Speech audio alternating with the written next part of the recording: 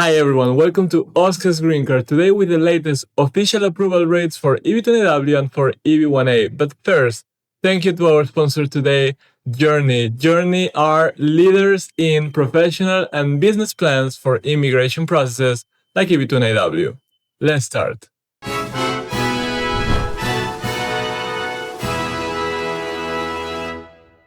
Hi everyone, my name is Oscar, and as you know, I'm not a lawyer, and in this channel together with Marina we discuss green cards like EB2 NIW, EB1A, in which you can be the owner of your own immigration future, because you can do this without hiring a lawyer, saving thousands of dollars, and also you can do it without a job offer. And today we're going to focus on a very specific topic, which is approval and denial rates for these two categories, because USCIS has finally released the latest official data.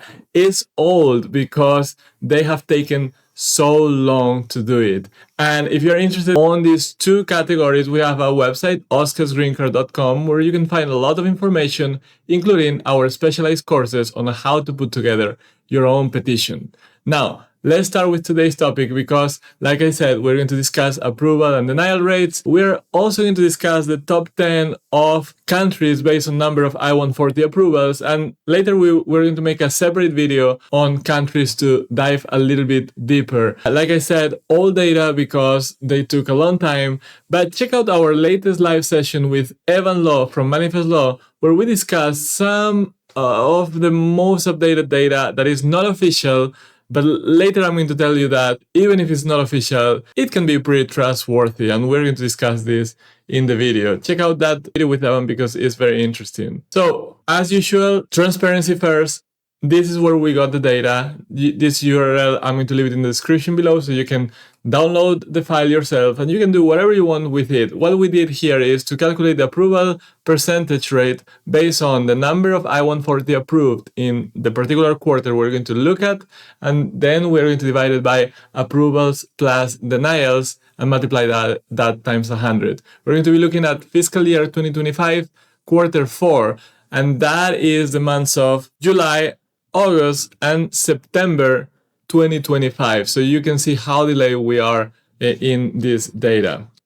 Here we have the approval rate, so the information up front, but we're going to see much more than this later. We're going to dive deeper into other things like processing times and so on. But approval rates since fiscal year 2022 all the way to this latest number, you can see a clear trend, declining trend for both categories. EB1A here in blue has always been more stable, but even after Trump came into power in quarter 2 of fiscal year 2025, we see a real inflection point for both categories, but is more clear in EB1A because EB1A was always more or less stable around that 70-75% mark. And after Trump got into power, really we're seeing the effects of that. I mean, I was saying in the last update we had a few months ago that it wasn't clear because, it was only one data point, but now it seems that this is becoming a trend now. EB2 NIW, similar, but of course the trend has been happening for a long time. If we look back to fiscal year 2022, things were so rosy, and then from that point on, where we were almost at 100% approval rate, now we basically went lower and lower to the point that when Trump started, we were a little bit over 60%, and now we are at 36% approval rate. So really, things have changed, and we know that this has been the perception also in our community. If you read the comments in our videos, we knew that more RFEs, we have been warning about that for a long time, and now things are reflected in the data, right? So we have a historical average since 2022 of 72% for EB1A, 75% for EB2 NIW, and we are clearly below those for both categories. And interesting to see as in the last reports that EB1A is actually higher than EB2 NIW, which doesn't make a lot of sense from the point of view of the standard, but we know that EB2 NIW is way more popular as well, so it is likely that more not so well-crafted petitions are submitted to USCIS, and that could explain why we're seeing that difference between the two categories. Probably the people that are applying for EB1A feel a little bit more confident about their credentials, and they are actually right and actually end up getting a higher approval rate overall. We're going to see a ton more data, including demand, including backlog, so you understand where we are with USCIS. But first, let's take a look at our sponsors today. Journey, a company that makes business and professional plans for EB2 NIW.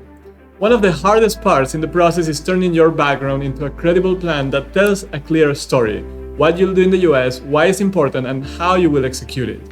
We have been collaborating with Journey in our online courses for over 2 years now because we have seen their work and trust their professionality. You can see it by yourself. You can check the samples of their work on their website. Click on the link in the description below or use the QR code on screen. And if you navigate to EB2 NIW business plans, you will find out that they will offer a 10 to 12 business day turnaround time, and they will produce a 30 to 50 page document that you can attach to your I-140 petition package. Journey is trusted by countless immigration lawyers to support the writing process, and you can do the same as a do-it-yourself petitioner. We are thankful to Journey for their support as a quarterly sponsor of this channel. Check them out using the link below. Alright, so back to the video, and we were seeing the approval rates for the two categories that we deal with in this channel, and I want to show you also the unofficial data that I was referring to earlier, because there's a popular company that is a case tracker app that a lot of people use, and they gather a lot of information based on your usage of it, and they predicted an approval rate of 37% for EB2 NIW, and actually they absolutely nailed it. It was 36%, and an approval rate of 53% for EB1A. That was even better, with a 53% actual approval rate for that quarter 4. For Q3, for the previous period, I had criticized them. I mean, I had put together the numbers as well, and I saw that they were a little bit wrong for EB1A there, so maybe the sample size were not that big. Now they are nailing it, and if you want to take their word for it, for the July to December 2025 period, which covers this quarter that we are seeing today, but also the first quarter of fiscal year 2026, they predict EB2 NIW approval rate will remain stable at 36%. Not a great thing because it's pretty low, and EB1A will continue falling further. So if we go back to our trend, what they are saying is that EB1A will continue a little bit downwards, and here EB2 NIW will stabilize. All right. So that's unofficial information. We are going to see in 3, 4, 5 months when we have more official numbers and we can compare again. And here is a graph of the adjudications, so approvals plus denials. What does this graph signify? It tells us how well USCIS is processing cases. Are they being efficient in their work? And what we see is that, yes, kind of, they are, and we don't see a noticeable change since Trump took over, so pretty positive here, where we are seeing a little bit over 4,000 EB1A petitions being adjudicated each quarter, and for EB2 NIW, we're talking about somewhere between 8 and 10,000 per quarter. Now, is this enough? We're going to see later what is happening with the backlog. Let's not jump to a very positive conclusion yet. Let's start with EB1. This is the number of cases received. In blue, we have the total EB1 category, and in orange, I plotted the EB1A only. And what we're seeing is that we continue to receive more and more cases. It is true that since Trump took over in fiscal year 25 quarter 2, so a little bit over a year ago, we see that things have stabilized. This is the demand for EB1. The growing trend for demand has stopped for EB1 so far. We're going to see how things moving forward. If we look at the backlog, which is the cases pending, how many cases are being accumulated at USCIS desks, we are seeing that things are not that positive because the trend continues. More and more EB1 cases are being accumulated in USCIS, and we are now already at 35,000 total EB1 cases, with about 20,000 cases of those being EB1A. And of course, this tells us that there's a lot of cases pending adjudication, and in the future, this will translate to demand for visa bulletin once the cases are adjudicated, and some of them will be approved. EB2, similar story, but the demand has actually stopped growing completely for EB2 NIW. Here, EB2 NIW in orange, we see that it peaked in quarter 1 of fiscal year 25, so right before Trump took over, and it's been declining. The demand for EB2 NIW declines. We see that in our channel, a little bit of weaker audience. So that tells us that there's less appetite for this kind of category. Probably people really rushed to file their petitions just before Trump took over. And now there's a period of uncertainty. People want to see what happens. They are also probably worried about this lower approval rate, and there's less demand for it. Still, demand is pretty solid compared to the historical. See where we are at the beginning of fiscal year 2022, we were at 5,000, and now we are triple that pretty much. So still, we have to take things into perspective. The total of EB2 remains stable, actually with a little bit of an uptick in this particular quarter. So that means that more companies are filing I-140s in regular EB2 processes, PERM processes. If we look at the backlog, things are really bad here for EB2, similar trend to EB1, but the absolute numbers are really high, with more than 80,000 I-140 EB2s pending at USCIS. Now imagine what that means. The total EB categories, all employment-based green card categories, have a quota of 140,000 green cards per year. And we are saying that 80,000 I-140s have not yet been adjudicated by USCIS. So now assume that we need 2 visa numbers for each of these I-140 applications because there's family attached to it, and the average is about 2.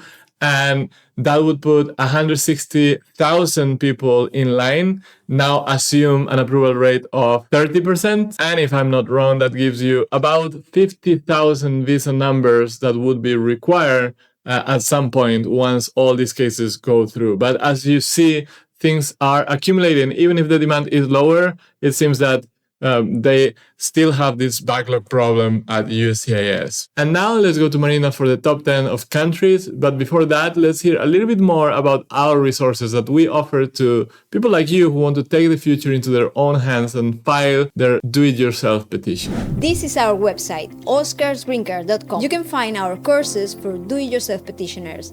They are designed to guide you step by step through the whole petition process, from understanding the requirements of each category to crafting strong recommendation letters.